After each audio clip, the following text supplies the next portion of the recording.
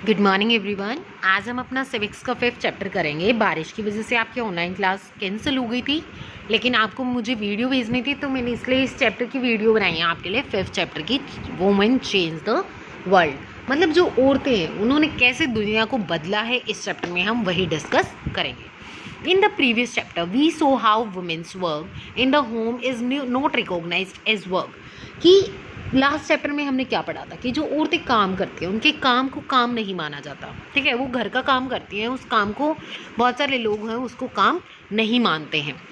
We also read how doing household work and taking care of family members is a full-time job and there are no specific hours as which it begins or ends। और हमने ये भी देखा कि घर का काम जब हम करते हैं और हम घर के लोगों की जो देखभाल करना हो गया वो भी हम देखते हैं, तो वो क्या है, पूरे समय की जॉब है, वो फुल टाइम जॉब है। ठीक है, और उसके लिए कोई स्पेसिफिक आवर्स नहीं होते कि भाई किस टाइम वो काम शुरू होता है और किस टाइम वो ख़त्म होता है। In this chapter we will look at work outside the home. इस चैप्टर में हम देखेंगे कि जो बाहर के काम होते हैं वो कौन कौन से होते हैं, महिलाएं कौन कौन से काम करती हैं, and understand how some occupations are seen to be more suitable for men than for women. इसके अलावा कुछ ऐसे ऑक्यूपेशंस हैं जो क्या है, विमेंस के लिए सुटेबल हैं कि भाई ये उनके लिए अच्छे हैं और ये मेंस के लिए अच्छे रहेंगे।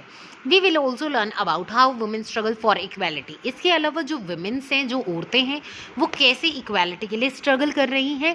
गेटिंग एन एजुकेशन वॉज, कि उन्हें एजुकेशन वो कैसे प्राप्त करती थी, कैसे उन्हें मिलती है, क्या क्या प्रॉब्लम्स उनके सामने आई। And still is one way in which new opportunities were created for women. इसके अलावा नए नए तरीके की भाई कौन कौन से ऐसे अवसर हैं जो महिलाओं के लिए बनाए गए हैं या फिर क्रिएट किए जा सकते हैं। This chapter will also briefly trace the different types of efforts made by women's movement by to challenge discrimination as more recent years. इसके अलावा बहुत सारे जो महिलाओं ने जो आंदोलन वगैरह किए हैं ताकि जो उनके साथ भेदभाव होता आया है तो वो उन्हें कैसे चुनौती देती आई हैं, उनके बारे में भी हम शॉर्ट में डिस्कस करेंगे। तो यहाँ पे पिक्चर आपको दिखाई गई है जिसमें एक गर्ल को दिखाया गया है जिसने अर्थ को अपने हाथ में ले रखा है, पूरे वर्ल्ड को अपने हाथ में ले रखा है कि वुमेन चेंज द वर्ल्ड। ये इसी के ऊपर बेस्ड पिक्चर है। फिर यहाँ पे एक और पिक्चर आपको दिखाई गई है 83.6% of women in India and are engaged in agriculture work. कि 83.6 जो विमेन्स हैं भारत में वो क्या है, जो एग्रीकल्चर वर्क होता है, जो कृषि संबंधी कार्य होता है उसमें लगी रहती हैं। Their work include planting, breeding, harvesting and threshing. और उनके काम में क्या क्या होता है कि प्लांट्स को लगाना, उनकी कटाई करना, ठीक है, उनकी कुटाई वगैरह करना, फसल को काटना, निकालना, खरपतवार वगैरह जो होते हैं उनको निकालना, ये सब उनके काम होते हैं। Yet when we think of a farmer we only think of a man. लेकिन जब भी हम किसान के बारे में सोचते हैं तो हम सोचते हैं कि कोई पुरुष ही होगा जो खेतों में काम करता है, लेकिन मेन भूमिका किसकी हुई, विमेंस की हुई। अब यहाँ पे फिर से देख लेते हैं। रोजी मैम क्लास इज 30 चिल्ड्रन। रोजी मैम की क्लास में 30 बच्चे हैं। She did the same exercise in her class. उन्होंने अपनी क्लास में क्या एक्सरसाइज कराई है। And here is the result. और इसका एक रिजल्ट है कि मान लीजिए कैटेगरी है कि भाई टीचर कितने बनना चाहते हैं। मेल मेंबर जो बॉयज़ थे उनमें से 5 टीचर बनना चाहते हैं, 25 हैं जो अध्यापिकाएं बननी चाहती हैं, लड़कियाँ। अगर फार्मर की बात करें 30 बच्चे क्या हैं, फार्मर भी बनना चाहते हैं लेकिन फीमेल में से कोई नहीं बनना चाहता। फैक्ट्री वर्कर में 25 हैं और इसमें फीमेल में 5। नर्स मेल में से कोई भी नहीं बनना चाहता जबकि फीमेल्स में से 30 है। तो इसी तरीके से हम देखें तो लड़कियां क्या बनना चाहती हैं ज़्यादातर, टीचर या फिर नर्स। अगर हम इनमें से बात करें तो बॉयज़ टीचर बहुत कम बनना चाहते हैं, नर्स तो कोई भी नहीं बनना चाहता।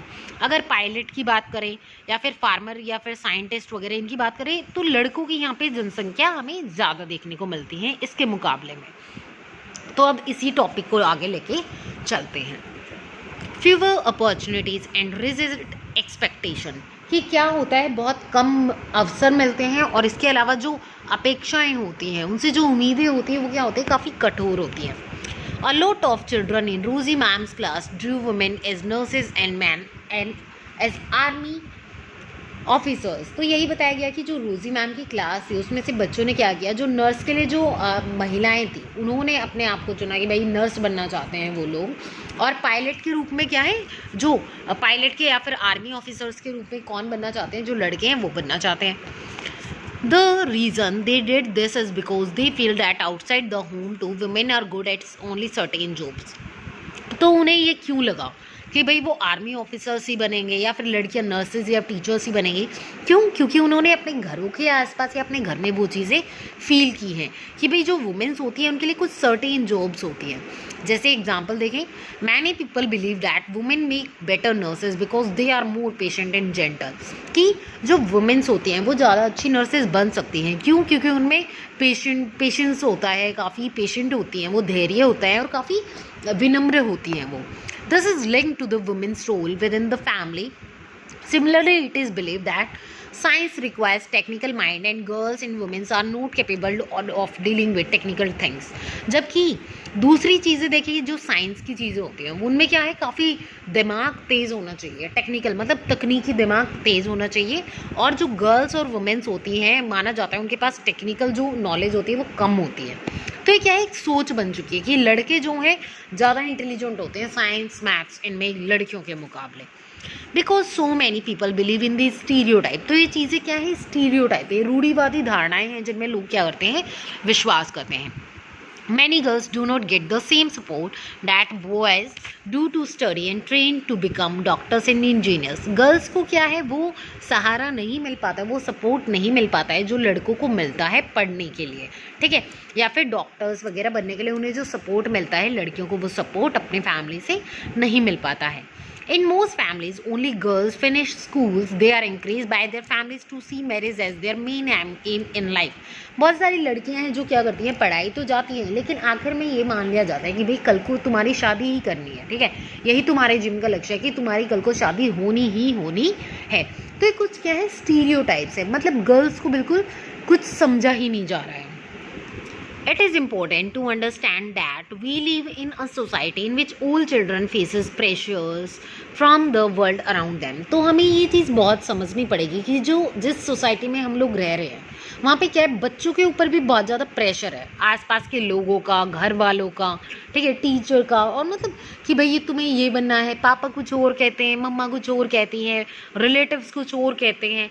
तो क्या है, काफ़ी प्रेशर है आजकल के बच्चों पे भी. Sometimes these come in the form of demands from adults, क्योंकि adults की भी क्या होती है, अपनी अपनी demands होती हैं.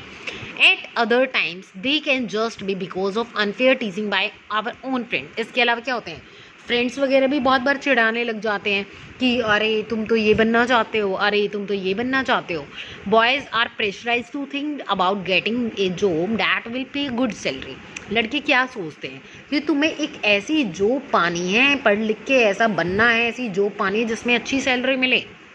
They are also teased and bullied if they do not behave like other boys. अगर वो दूसरे लड़कों की तरह बिहेव नहीं करते हैं तो उन्हें क्या होता है, चढ़ाया जाता है.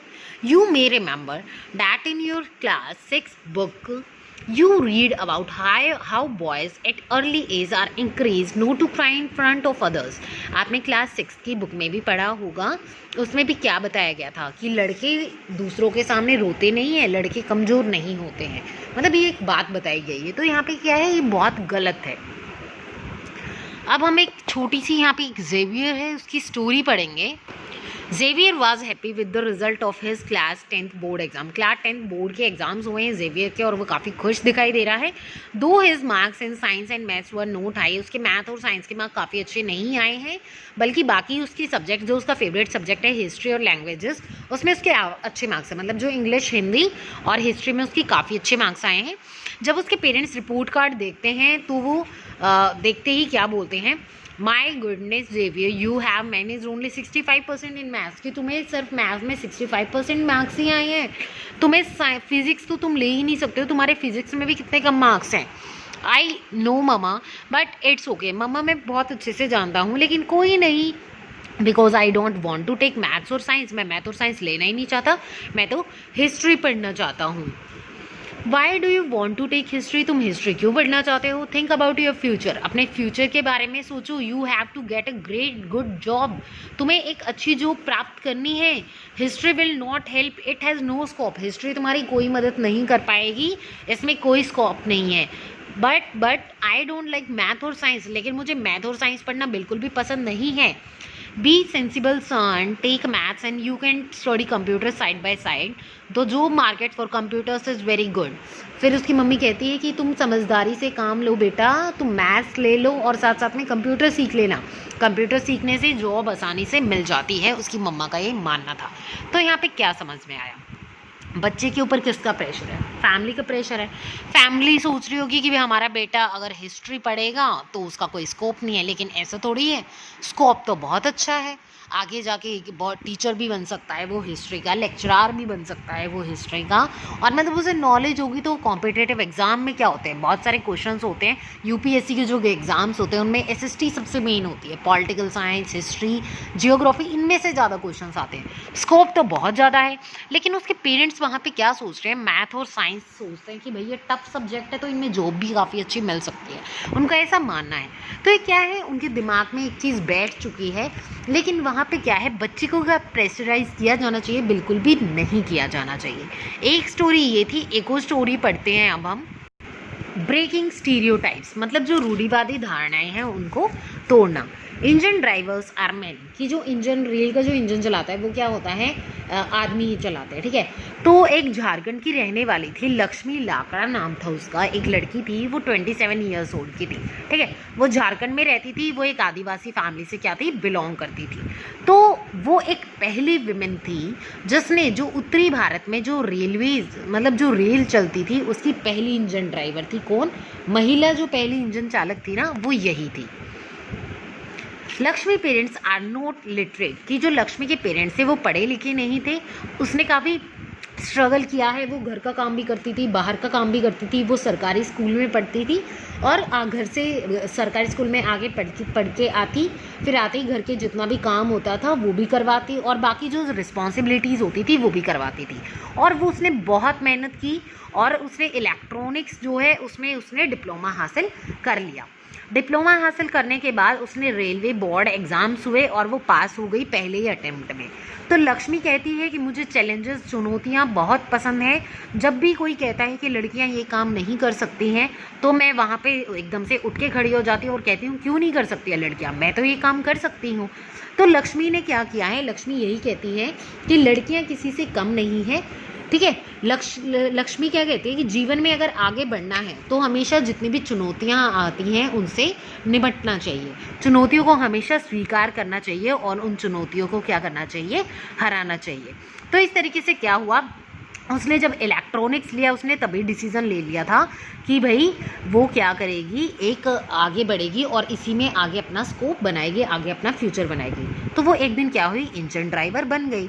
तो उसकी फ़िलॉसफी सिंपल सी यही थी कि वो कहती है कि मुझे लाइफ में बहुत मज़ा आ रहा है, मैं किसी को नुकसान भी नहीं पहुंचा रही हूँ और अच्छे से अपनी लाइफ को जी भी पा रही हूँ और साथ में अपने पेरेंट्स की हेल्प भी मैं कर पा रही हूँ और ये मेरी लाइफ है, मैं कैसे बिजी हूँ। तो यहाँ पे क्या है, लड़कियाँ वो स्टीरियोटाइप, जो रूढ़िवादी धारणा है कि लड़कियाँ यहाँ नहीं जा सकती, वो नहीं जा सकती, रेल नहीं चला सकती हैं, वो पायलट नहीं बन सकती, ये क्या है, ये रूढ़िवादी धारणा है। तो इनको तोड़ना चाहिए ताकि लोगों के दिमाग से भी ये चीज़ निकले।